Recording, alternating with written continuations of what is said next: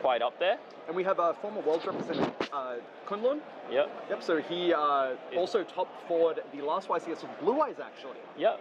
And he's playing against Jesse Cotton, so that's definitely a match for them. Okay, and we have Seth playing Lunalight, starting with the Foolish Burial. We could be seeing the Lunalight Silverhound here. Yep. Lunalight is a deck which seems to have flown under the radar in terms of being touched on the Forbidden Limited list recently, a decision which has left a lot of people puzzled because it is a deck which has some gameplay styles which aren't what a lot of people consider to be really fun or interactive to play against. But at the same time, there aren't actually a whole lot of people who enjoy playing the deck itself. Do you think it's a self-managing kind of process? It is quite fragile. Yeah. You do sort of see a lot of these multiple card combinations that can get cut off by an opportune hand trap. It can be kind of awkward. I think the people that do enjoy Lunalight, they're people that sort of, enjoy this style of play. They love sitting on a big monster, a monster that has a very powerful effect, and it's also unaffected, right? That's the main thing. They sort of protect the castle strategies, and they do gravitate towards them. And we see Seth, showing that in full force with the Collider Chick off the Silverhound, dumping a fusion, now giving him the option to have a negate available with the Silverhound, as well as normal summoning the Gold Leo, adding Yellow Marten and sending that one to the grave, using the Yellow Marten's effect to add the Lunalight Masquerade. Yeah, can't particularly see what's in the branded Dracotail hand. What are your thoughts on it playing into a full Lunalight board? It can be quite difficult. Yep. So it does depend on if George is opting to play the Titanic Lad, allowing him to get over the Liger threshold with a high attack amount, as well as just being able to beat the ability of destroying all special summon monsters on the field as well. Well, all monsters, all special summon, it's one or the other. Yeah. They're all determinable. Do you think a lot of players would have heavily prepared for the Lunalight matchup? It's always a deck you could potentially encounter. Something to be afraid of, I think. but within reason. I don't think you should go all out when it comes to beating this deck. I do think a lot of these decks are very hand trap heavy, and you do have the option to just draw hand traps to really stop the opponent from getting anything going. Compared to having maybe board breakers, which we see with some people opt for Lava Golem, the Kaijus. We even saw cards like Herald of the Abyss at some points, for similar sort of cards. Obviously, maybe not so much now, but they've fallen out of favor. More preventative, less like letting them play and then do it, because usually those end boards, they're met with like an SP Little Knight alongside it, and it becomes quite awkward. Yeah, we see this Lunalight Perfume, one of the older Lunalight cards, incredibly powerful. It has multiple effects, not once per turn as well. Yeah, being one of the cards that was printed fairly before the whole once per turn era of Yu-Gi-Oh.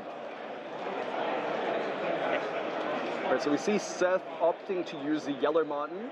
Looks to be returning the Masquerade here. Not sure if the Masquerade's already enabled itself, but we see Nibiru the Primal Being coming down. I'm not sure if this is enough. Ooh, we see Book of Eclipse though.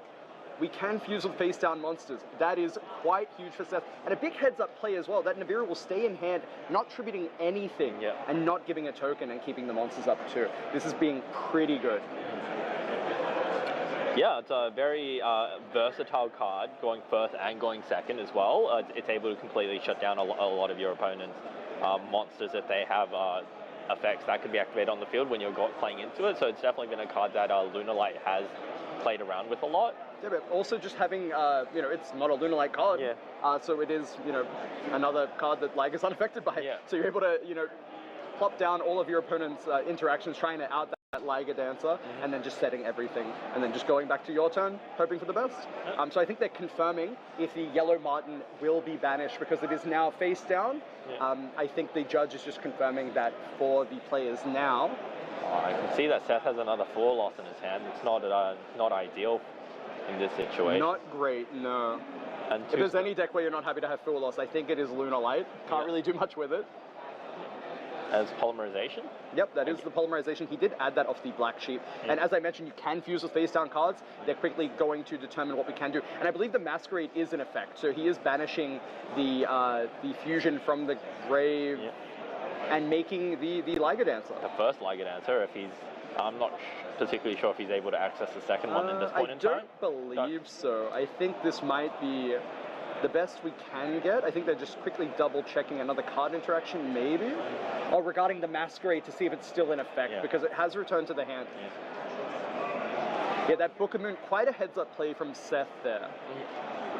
Yeah, and even if it's only one Lycan. Also, he does have the option. Oh, he's triggering his abilities as well because he did send them to the graveyard by a card effect. So he is getting, an additional push here. Maybe able to access another Lycan answer. We'll see how that goes. Yeah, and he's still got that Perfume as well. It's a lot of ways to keep playing now. All right, getting rid of that Fua, so we do have the option here to discard it for the Perfume. Not totally in vain in hand, so we'll see where that goes for Seth from here. Yeah.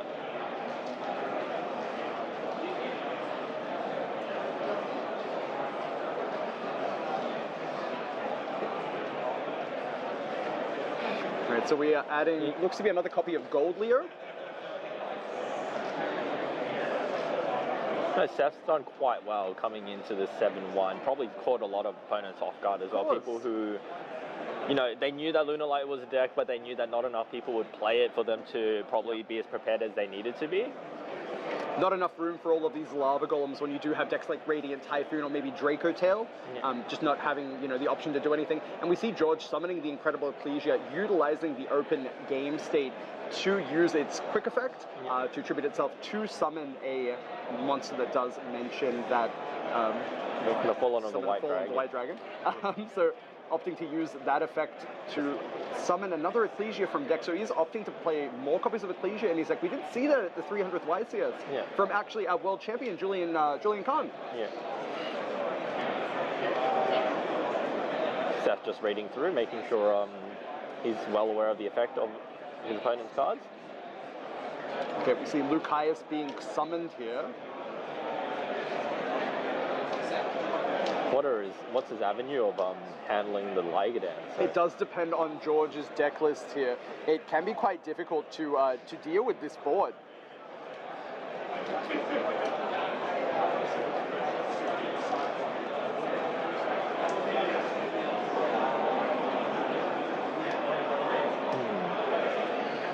Well, Titanic Lad, as you mentioned prior, is one way of potentially dealing with at least one. Looks like he's attempting to use the 5 mana as well now. Oh wait, no, yeah, so... Yeah, use 5 mana using the Nibiru and the Lucius to summon... Aphelion? Yeah. It's able to trigger the Lucius as well as Aphelion, adding the 5 mana back to hand.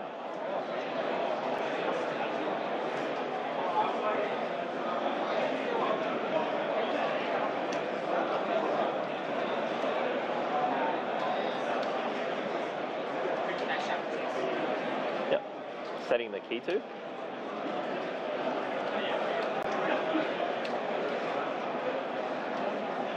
Activates the key to, is able to add and then fusion summon.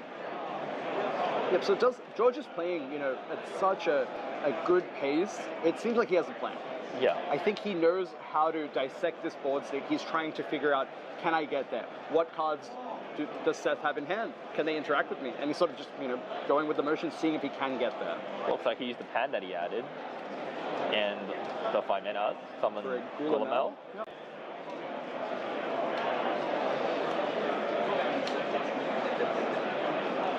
Yep, that's his thing. That form. It could also be a case of maybe George is just trying to hope that Seth makes some mistakes here, maybe opts to use the effect at the incorrect moment, and then he'll have all of these traps as backup to stop another push from Seth on the following turn to maybe try to close out the game. What's he trying to go for here? Is that a... Oh, Artemis? Artemis, sure. Okay. Sure. So, potentially playing the Magistus engine here. I would assume so. Let's see where he does go from here. Gulamel and Artemis. Let's see what he makes. Okay, Magistus Chorizo, sorry.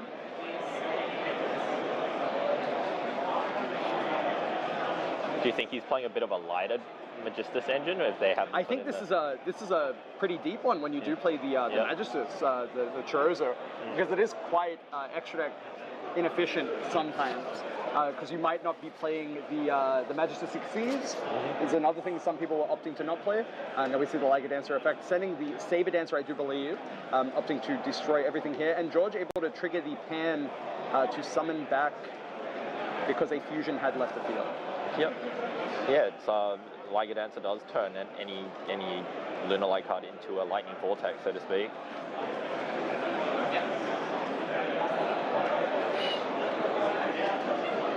But now he's back to square one with trying to find a way to clear this Liger Dancer. George does have Gulamel and an Athalion in the graveyard currently. Those will be able to come back if, two monsters were sent to the grave. That is something that can, sort of delay the game. Maybe George is hoping to run him out of resources and maybe try to close the game that way. Yeah, Blazing Cartesia is his way of starting.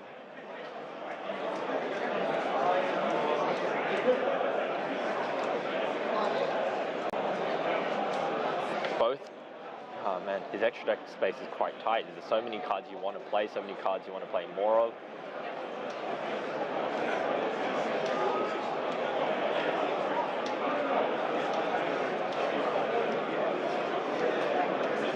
So another card that George could be playing is the Dragon that devours the Dogma. So it would be able to gain attack, but it doesn't look like it would be able to push over the Liger Dancer. 3,500 to Liger Dancer's 3,800. It does look, it would gain the 500 from the Ecclesia, so I'm not really seeing another way outside of George having Titanic Light potentially.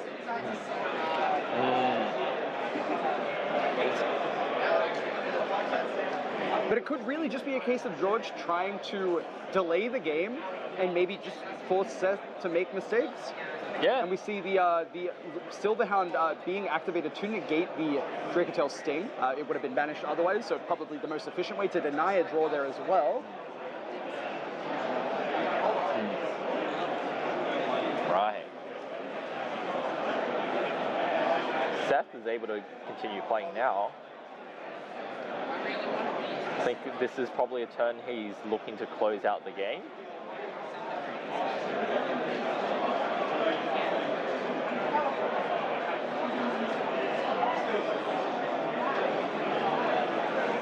Doesn't really look like George has much going for him at all. The Cartesia is on board. It can allow him to make another fusion, but will it be enough? Yeah, all of these Lunalight monsters are fairly similar in appearance. A lot have similar overlapping effects, so you just got to make sure you know which ones are which.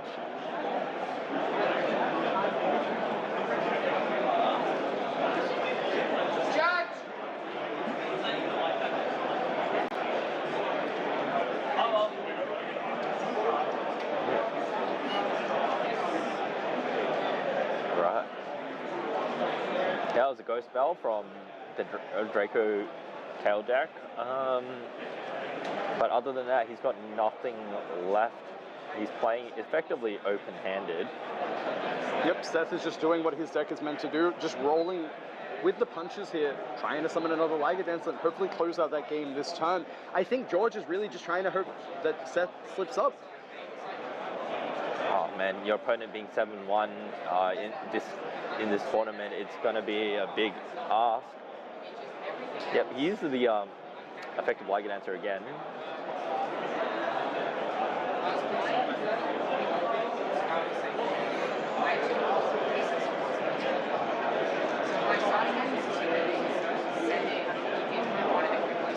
And then after.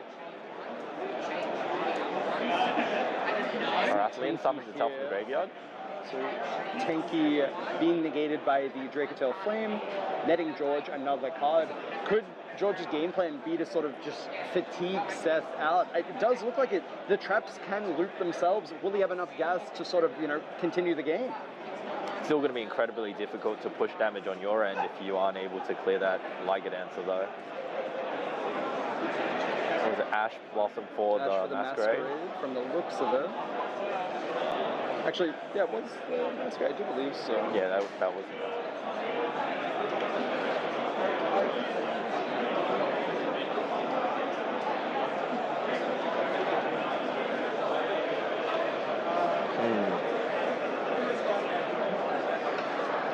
Seth really thinking about his turn here. Enters the battle phase, attacks over the Dracotail, attacks, and then he's able to push some amount of damage. It's not enough to end the game, but he's putting George on very minimal cards. George has a branded fusion and a monster in hand.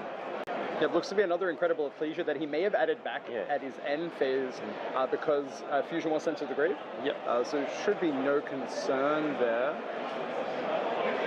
What's his back? Another spell. Was that another branded, or is that another monster actually?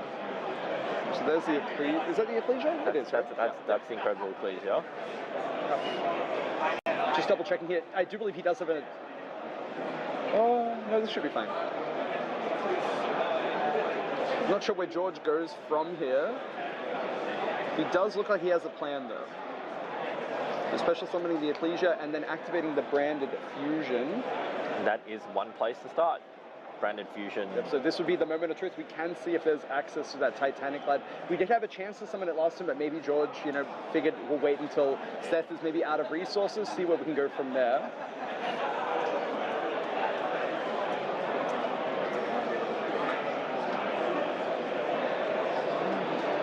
Sending the Albaz and the Frixel, I do believe. Sanctifier comes out. Not what we were looking for.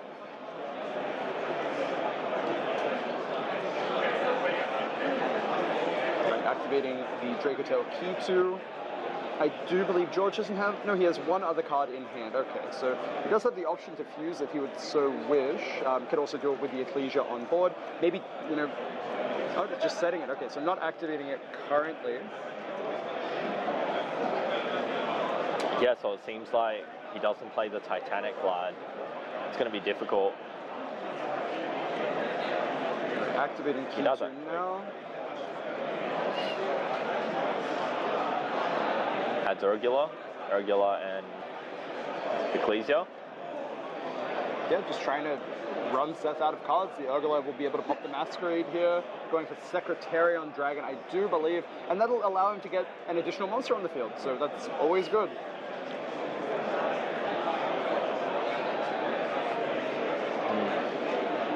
But still, even at this point, we don't have a way to deal with that. Not currently. So we have to wait and see what George can cook up for the rest of this turn.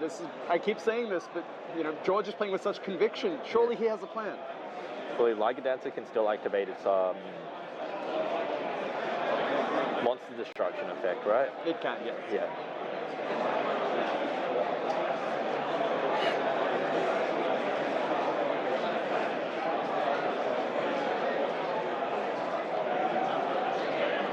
Yep.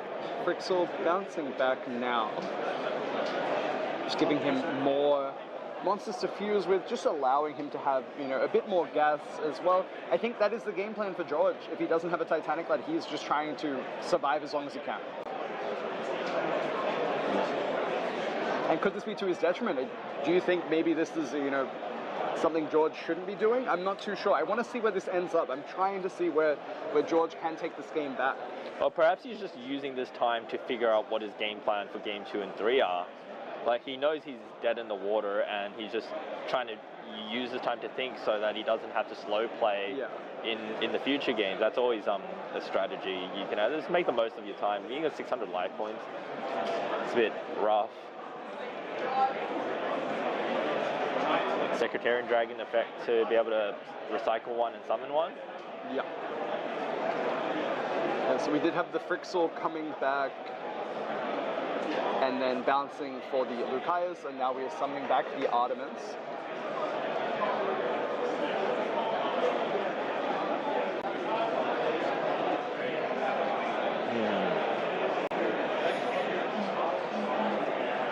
Yep. Now we see the Liga once again. Destroy all. Resetting the field. Draw both players shuffled up. Oh, I see at least one more Charmy in Seth's hand. We see Dominus Impulse, which is a card that is viable in this deck. It is predominantly a dark attribute type deck, and a Perilia. Yeah, we see the Perilia straight away. Perilia. And we saw Magistus cards from George, so there is a chance that George... Oof, okay, set one. I can see an Ash Blossom in George's hand.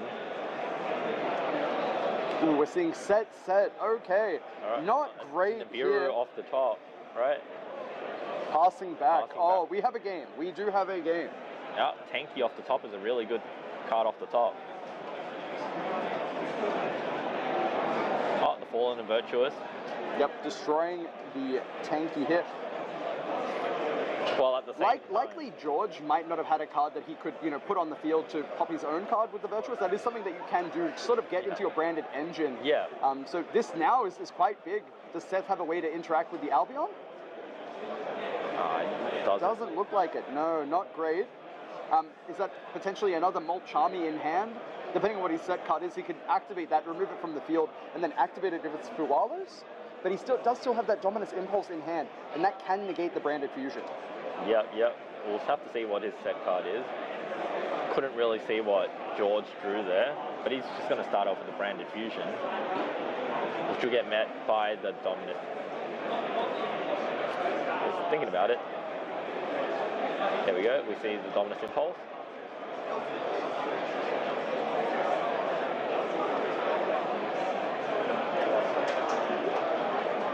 Activating P2, quite good here.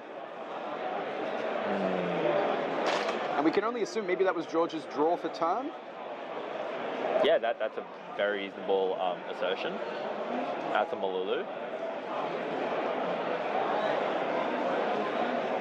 Normal sums of Malulu. That Seth has his own Fallen and Virtuous. He has his Dragon to Devours All.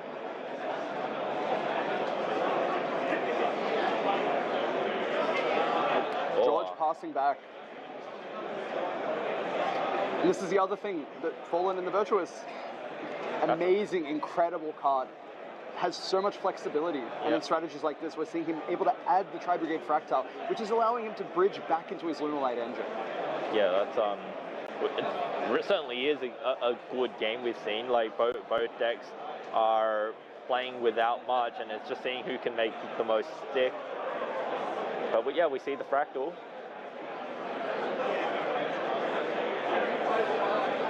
Fractal sending Silverhound. We're seeing an Ash looks to be on the Silverhound and then a pass back. Not great. We're seeing quite a slow game from both players here. But anything can open this. All it takes is one card resolving, and I think we have, a game coming to a close. But let's see what George can muster up on his turn here with a Crowley. Not ideal to draw.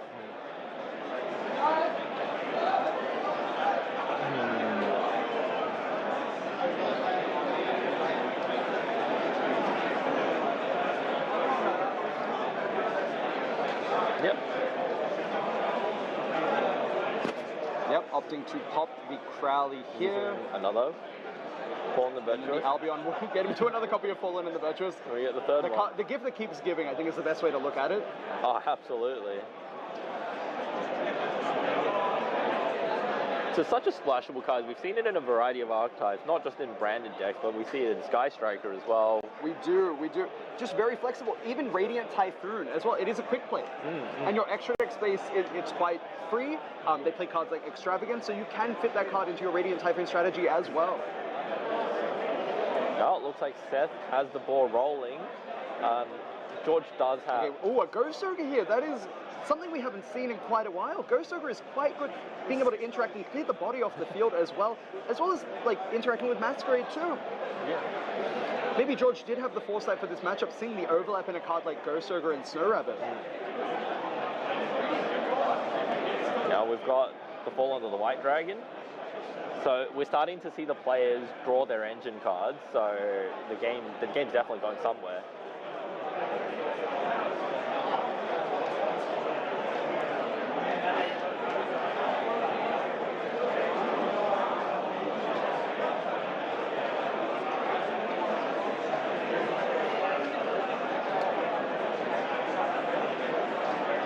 Spenta, is that? Yep.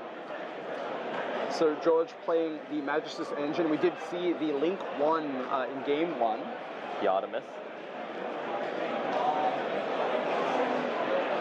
Seth just double checking. So Spencer does have few effects actually. Does also have the option to, I believe, half the attack of a monster on the field as well. Not relevant here, but can be a way to out the DDD High King Caesar.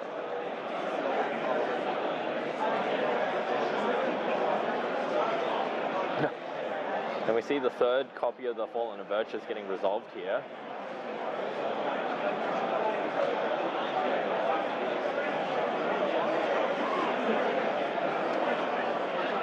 I'm not sure what it is, but Seth, shuffling his hand horizontally is definitely a tactic I've never seen before. I think I've actually played him in an event before and he did the same thing and I thought it was the coolest thing I've ever seen. Yeah. And I adopted it for every other round that I played. So we'll see what this goes. I think maybe a slight oversight from Seth here, opting to pop the Spenta, just trying to cut George off. But now you just do have the option to banish and equip.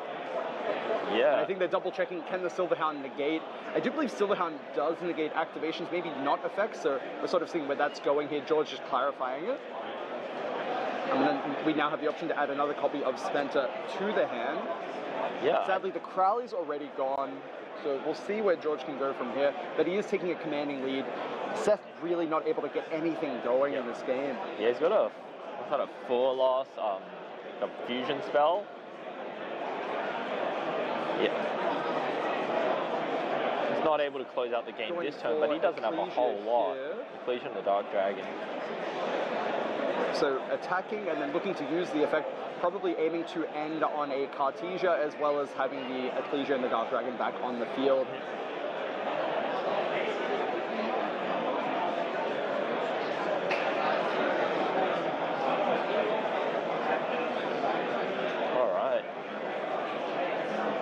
Seth's going to need quite a big draw.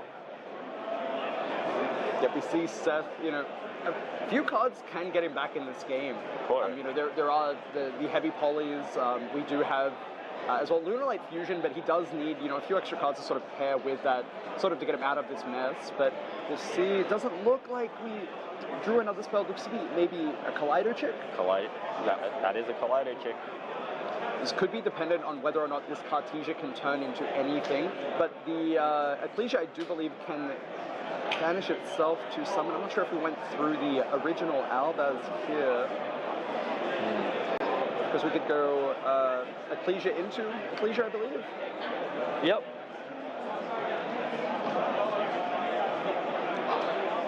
But in Seth using his own Ecclesia and the Dark Dragon to be able to remove he did send that off the Virtuous. Yeah. Okay, so having the option to remove another monster off the field. Yep. Let's see where this goes for him, though.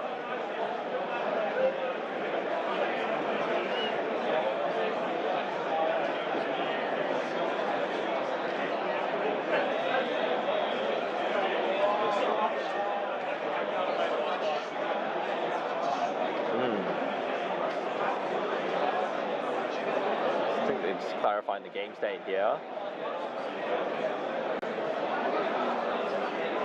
All right, so he's due to Dominus Purge. Ecclesia the Dark Dragon a light or a dark monster? I do believe it is a light. You would think Ecclesia and the Dark Dragon is You would only hope. However, Cyber Dragon, contrary to popular belief, is neither cyber nor dragon. Actually a machine. And as I learned earlier today, I'll take a look at their opening hands. Alright, so I assume we'll see Seth elect to go first. Opening one monster, 4 spells, a Foolish Burial. Perilia is quite good here. Does he have a Call by the Grave? No, Foolish Burial. Okay, let's see where this goes. You can navigate Perilia quite reasonably in this deck with cards like Silverhand summoning from the main deck, and then most of your summons just being fusions, as well as cards like Yellow Martin, as well as the Lunalight Tiger summoning back from the graveyard. Oh, we do see a Fui here. Yeah. Does Seth have a way to deal with it? Man, this is not looking too good. And it looks like George has another copy of Perilia in his hand as well.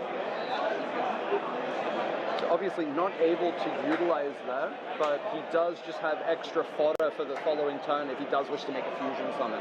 Yeah, nonetheless, just having both Perilia and Vorloff drew into the Ash Boss, having both and just preventing Seth from playing, it's Ash might here just be good is enough. quite crucial. So George opting to take the draw from the Fualos here, and then ashing the Gold Leo effect, just to sort of cycle through some more cards.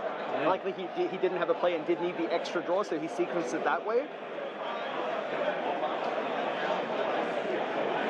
Seeing the Masquerade activated here.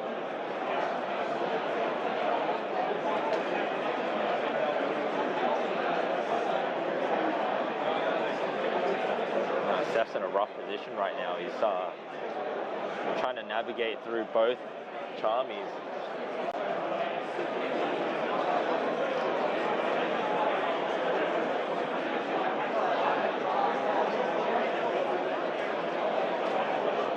Yep, so we are getting the Black Sheep into the grave and then using the Gold Leo to add it back, and then using the Black Sheep to add a polymerization here.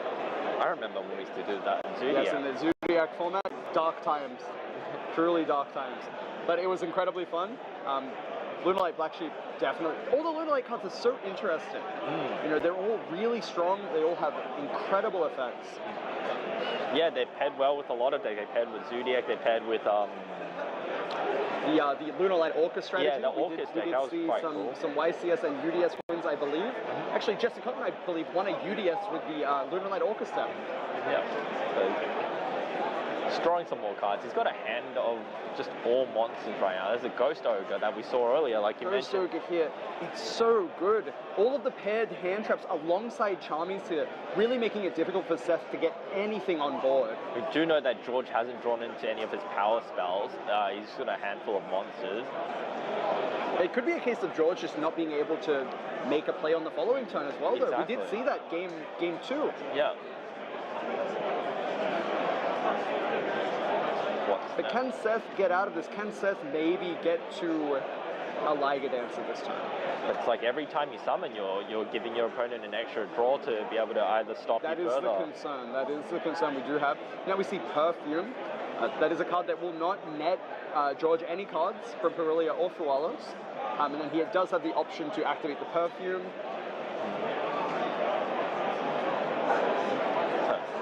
Heavy polymerization. There is the heavy polymerization we did talk about, so it was in Seth's deck.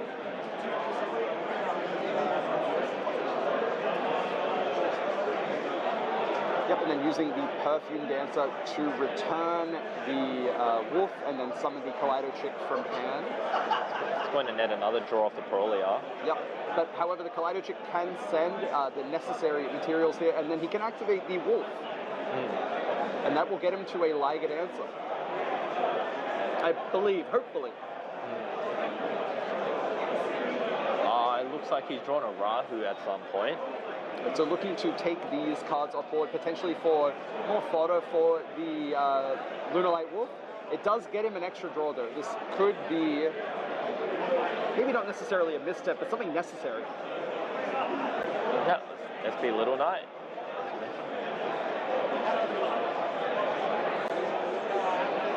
I was going to say, could we see another Ghost Ogre, but that card is indeed once per turn. Maybe it might have been better for George to hold it for the Wolf. And we see the Liga Dancer. And now we're in the exact same position as game 1, where we know he doesn't play the Titanic have 12 Lad. minutes on the clock as well. Yeah, so with all those draws, is he going to be able to clear both Liga Dancer and SP? Yep, this is like the ideal end board, I think. And Seth managed to do this through multiple hand traps, Molchamis, Ash Blossom, and Ghost Ogre, just showing the true resilience of Lunalight when it does get to play. Rahu being quite a good card to start with, but Liga Dancer still has the effect where it can clear off all the monsters. And we didn't see an out from George in game 1. So we've noted that he doesn't have an extra deck out compared to conventional strategies that we've seen in the past. So Rahu was negated by the Silverhound? Okay, so activating Albaz, chaining SP, banishing the Albaz so it does not have the ability to make a Mirror Jade, and then we have the Fallen White Dragon sending what likely to be an Albion? Yep. Okay. Using the effect to summon the incredible Ecclesia.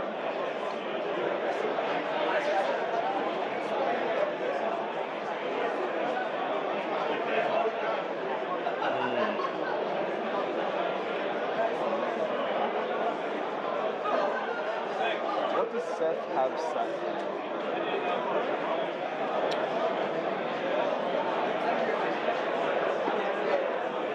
There we go, we're going to see Ecclesia and the Dark Dragon likely to come out.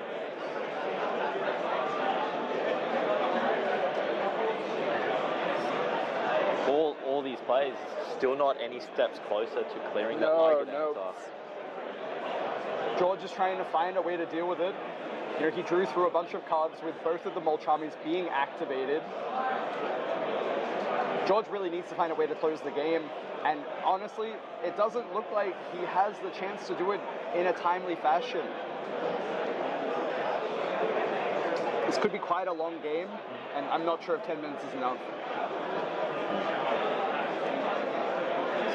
So noting that he is currently locked into level 8 fusions from the Fallen in White Dragon, unable to summon the Gulamel, summoning the Arthur Lion instead, opting to target the Urgula as well as the Ghost Ogre, and triggering the Urgula to destroy the set card. Forbidden Droplet, okay. Okay.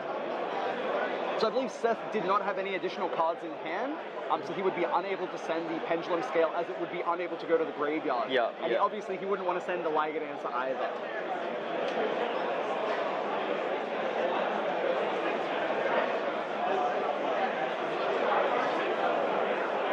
Just under 9 minutes now. Yeah. This is going to be a nail biter. We are going to see this game close out, but would it close out as a double loss? I think neither player wants this. George, you know, potentially picking up the pace, but he is really just, you know, struggling to out this Liga Dancer. Yeah, and the Liga Dancer still hasn't used its effect yet, I believe.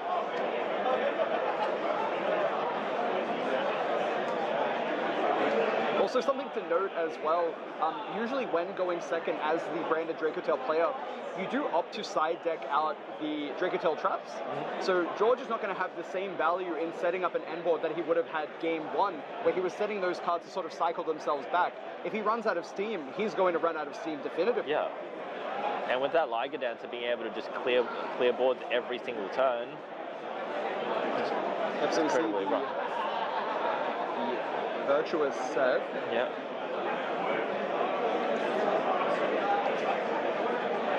SP coming back with the Albaz here.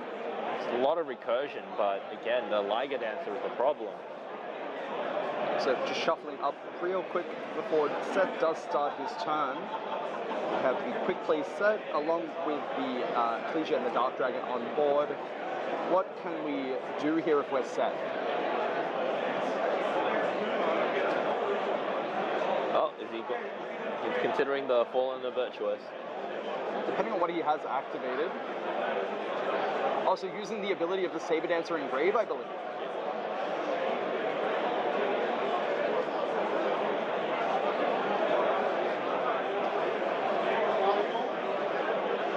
Liga Dancer also having the option to attack multiple monsters, if I'm not mistaken, correct? Yep. We've got the 5 mana now.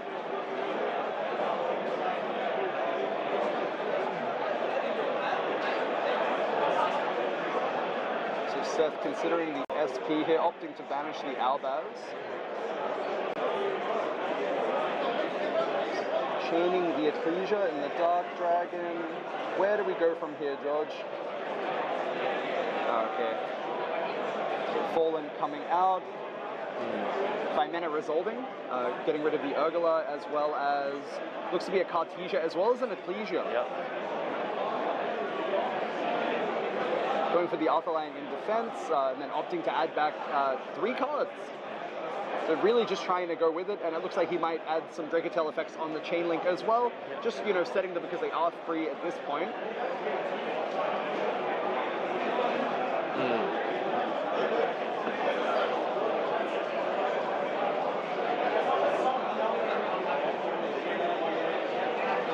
Yeah, but we see George triggering the Urgula. No reason not to. It would get rid of the Pendulum Scale as well. Just means he would be able to save his quick play to destroy anything else. Does also have the additional ability to summon back if there is an Ecclesia available as well. Just over 5 minutes on the clock. So we see that destroying the Wolf.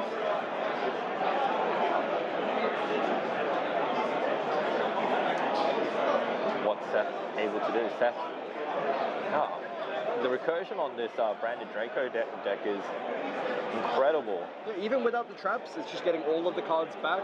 You have the graveyard effects of Arthalion as well as the Gulamel able to summon themselves back just as additional bodies to either block damage or, you know, just turn into something else on your turn or your opponent's turn with a card like 5 mana.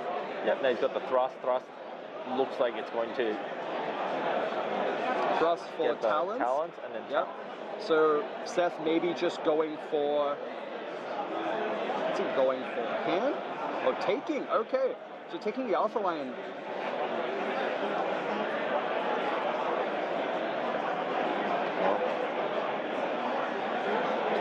What are we going to see? Just under 5 minutes left. You see the Liga Dancer ability activating. Attack. Attack. That's it. All right, we see Seth